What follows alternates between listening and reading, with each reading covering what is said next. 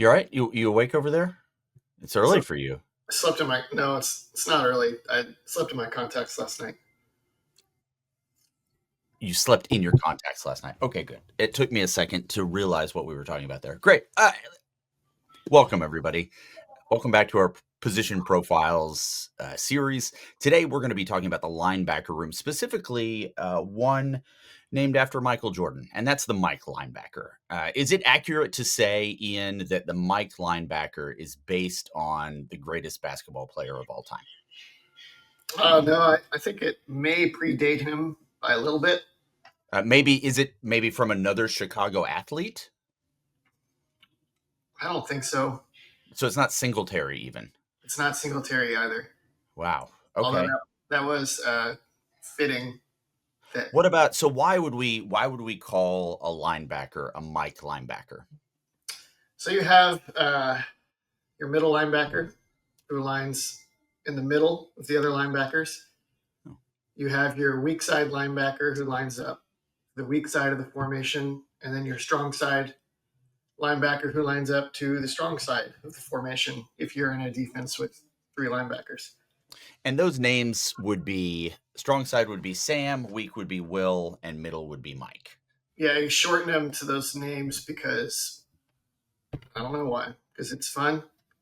Well, I don't know. As we talked about in our series with the nickel slash star position, it's potential that there's a potentiality that maybe the weak side linebacker didn't want to be called weak.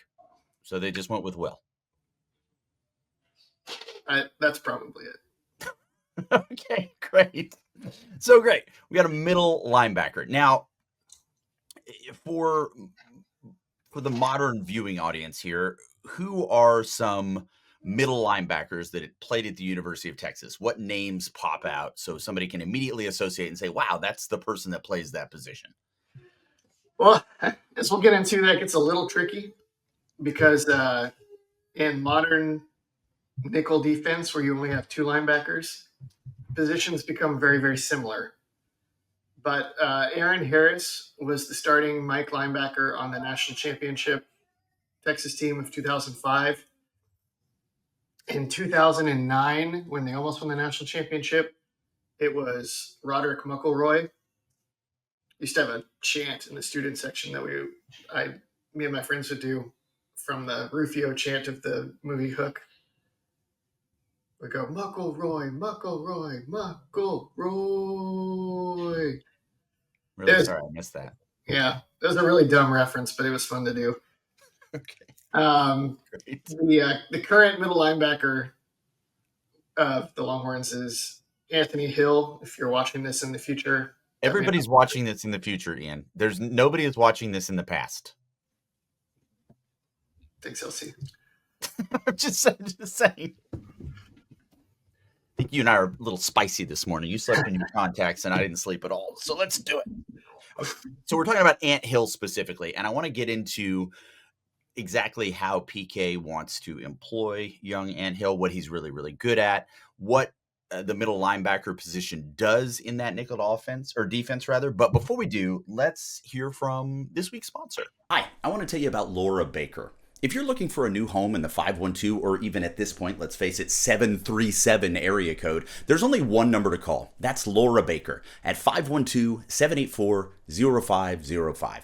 As a member of the elite Andy Allen team with Keller Williams, Laura has helped Longhorns find the home of their dreams in Central Texas. Just ask our resident sex symbol, Ian Boyd, who moved all the way from Michigan to Texas with Laura's help. Laura can help you find what you're looking for in the 512, the 737, or even parts of the 254 and the 210. Just, give her a call at 512-784-0505. Her email is in the description as well as the rest of her contact details. She's a friend. Give her a call. Okay, Ian, we are going to now go to my favorite segment, your favorite segment, everybody's favorite segment of breaking down any type of football, and that is the illustrations. So let's get into this right now. Let's talk a little bit about how a Mike linebacker would work in a nickel defense. So I have signed the Mike linebacker a star. Normally I use that for the star position, But I thought it would make this pop a little bit for you, No, LC. I knew you'd appreciate it if I sure do. Yeah. no one else does. Now, the trick here is that whenever people talk about a Mike linebacker, they tend to think of like Mike Singletary, maybe Tommy Nobis. I'm actually not for sure if he played Mike, Will, or Sam, but I think he played Mike at Texas way back in the 60s. They think of the big, imposing dude who is just tingling with offensive linemen in the scrum. Ray Lewis, physical, blowing up blocks, smacking running backs, and playing in confined space. But that's not what the game is anymore. And so, and when Texas has the Mike and the Will on the field, in some formations, like the one I drew here, the Will, W, he's actually in like the A gap across the center in the middle of the defense. He's more in the scrum, and the Mike linebacker is a little bit more removed and potentially playing out in space. So it's not the same position anymore as it used to be. It's hybridized between other positions that used to exist that have coalesced into new ones.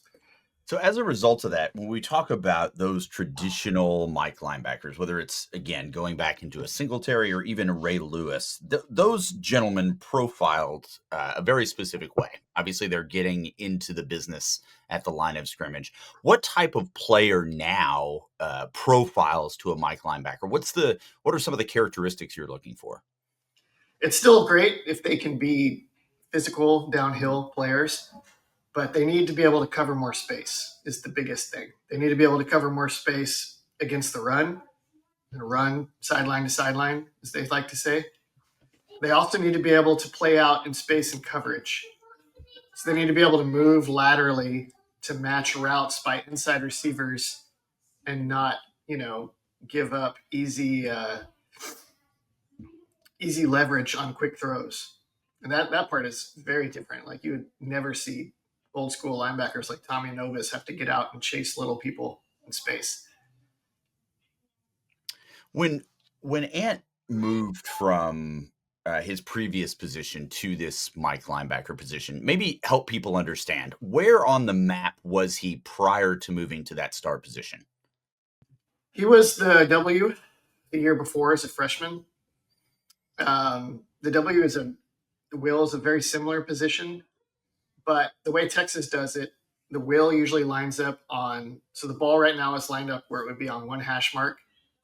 And so there's a lot less space on the left side of the offensive formation than on the right. The Will would usually line up on the short side of the field with less space, and the Mike would line up to the wider side with more space.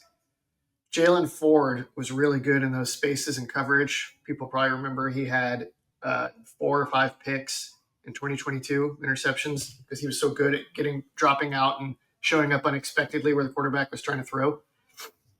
He graduated, so Anthony Hill slid over to replace him. He went from playing in smaller amounts of space as the Will and even struggling in that to a large degree. That was a big problem against Washington when Texas lost in the playoffs. To his game really improved significantly in that regard when he moved there for his sophomore year in 2024. One of the things that there was a big topic of discussion at the beginning of the 24 season was the idea of what were the adjustments that Ant Hill had to make moving to that Mike position, and none of them really had to do with anything physical. It was between the ears. So what is being how is that middle linebacker being tasked mentally in that position as opposed to where he was before in the Will position? He has to understand what route patterns are coming at him from the offense.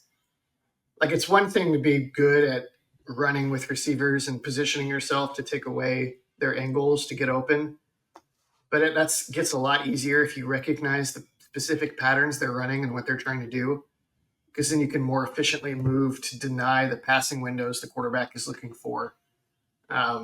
So there was a lot of that had to be done to learn this. He had to learn to recognize formations and what different formations they're trying to do to get people open in the run or the pass. And then in the run game, too, it's all the same things. The faster that you can recognize what the offense is trying to do, the better chance you have to go win violent encounters with 300-pound people that are trying to hit you. You got to see what they're doing, see it coming, and beat them to spots. That's the way that you are a star linebacker, is with recognition. The speed and the violence and physicality are all very important, but many of the famous linebackers that people remember from history were not necessarily special for their athletic specs, but for their ability to quickly recognize and process things. Well, let's look at a couple of examples. So this one, Ohio State is running the ball. They're running a gap scheme to the short side of the field. Anthony Hill is basically out of the box. So you see one linebacker is lined up on the hash marks across from the center. That's Liam Golafau. And then the guy to his right, who's almost all the way out of the box, is Anthony Hill. So he's way out there. It's not what people normally think of with the Mike linebacker, especially a Mike linebacker like Anthony Hill, who is a big, physical, imposing downhill presence. You'd think, you see all his numbers and you think, oh, this guy plays right up in the thick of it, right? But he's way out here in space. And then Ohio State is going to run the ball very far away from him. So he has to run. It's kind of a sideline to sideline kind of deal. He has to recognize the scheme and get himself all the way over to the point of attack when they pull linemen to the offense's right side. He's the one that makes the finishing tackle, if people are a little unclear on what's going on. The safety and the will linebacker have to be the first responders.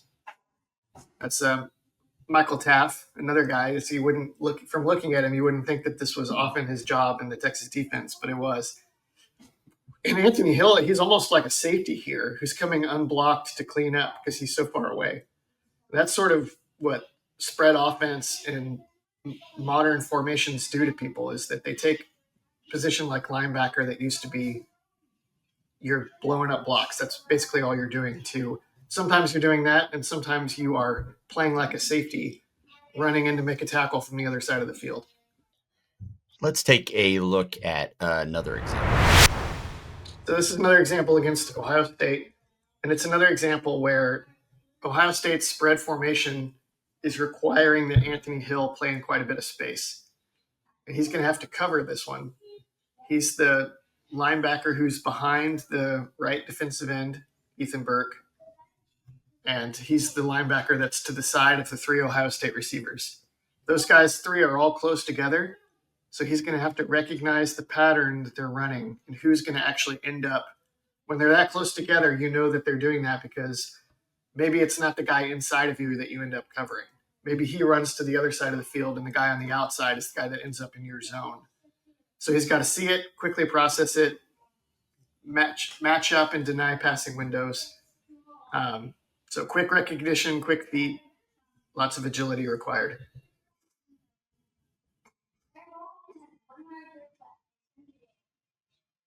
As you see, he matched that decently. He probably needed to carry that route inside a little bit better. But they got into a little bit of trouble because the other linebacker didn't quite recognize what was going on. And so when Anthony Hill traded him off to the other linebacker didn't get there in time. So you just kind of see like how quick hitting. And again, he's almost like a safety in this snap. Like this is the kind of thing you would have expected a safety to have to do back in the day. We've talked a lot about trading receivers. How is that communicated, or is that just implied based on the route? Well, it is implied, but you definitely want to communicate too. Like the best teams, everybody knows the rules, but they also call them out as they're happening to make sure that things move on a string. Different coverages have different rules where it's like, I have this guy if this. If not, then I have this guy. If not that, then this, And those rules need to become like second nature so that it just happens really quick. But then they also 100% need to be. I believe you do see him like. No, he doesn't even point. Would have been helpful if he'd kind of called that out for LaFau. These are he's only a sophomore, so these are things that you would expect to get better as he's a junior and a senior, that he would start to recognize them and then call them out to make sure that his teammates are seeing the same things. We've got one final example to look at here. So this next one, in an ideal world, your Mike linebacker, your Will linebacker are also at least decent on the blitz because the game is so pass heavy now. Teams aren't running the ball 40, 50 times like way back in the day. As it happens, Anthony Hill is an exceptional blitzer. Maybe the best blitzing linebacker Texas has had ever on their team. He's extremely quick downhill. He's very physical. He's a very explosive player. Like when you saw him make the tackle on the first clip, sometimes he'll be running to hit a guy and it looks kind of innocuous, but then when he hits the guy and he like uncoils at the last minute, you see the other guy's body react strongly. They just hit the dirt. That same thing makes him a very good blitzer because he's hard to block. He had a ton of sacks in 2024 because on third down, sometimes they would move him from Mike linebacker and play him as an edge. So that's not even within the linebacker purview. He's just so good that he can play multiple positions in different settings. But on this play, he's blitzing from middle linebacker. And one of the keys here is the better disguised the blitz is and the better timed it is, the harder it is to block, obviously. You don't want the offense to have a chance to set their protections. You don't want them to have a chance to communicate with each other. So much like on the last play, Anthony Hill and the Leonga LaFau struggled to communicate with each other about who's covering who. The offensive linemen are basically doing that every play as well. And he nails the timing on this play. He's at the quarterback in about an instant, and we'll see what happens.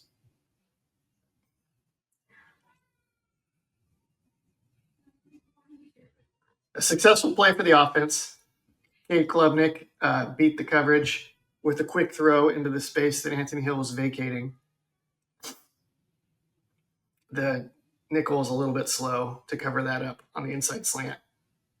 But Anthony Hill was there in like 1, 2. He would have been there on 3. That's if you give the quarterback any hesitation at all on this play, Anthony Hill is putting him in the dirt. And you can see the line struggle to figure out who's blocking him. But they have a guy who gets hands on him, and Hill just goes right through him. So he is really extraordinary at this.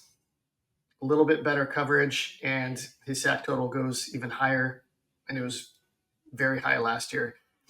This is like, I'd say he's a good run defender. He is actually pretty good in coverage. I think both of those two things he'll get a lot better at as a junior. And then I don't think we'll even see a senior year from him at Texas.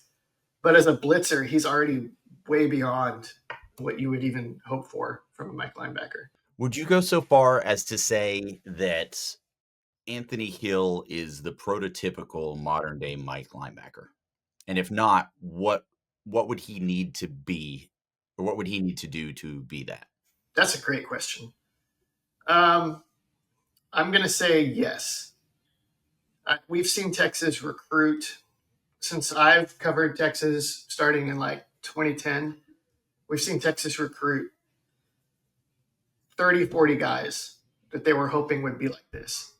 They were like athletic, explosive, dangerous on the blitz, theoretically able to run sideline to sideline, theoretically able to cover receivers. And most of the time they could not put it together because they weren't coached properly. They weren't able to process and recognize all these patterns in the run and pass the way they needed to. Or they were too big and to play in space. So he is pretty special.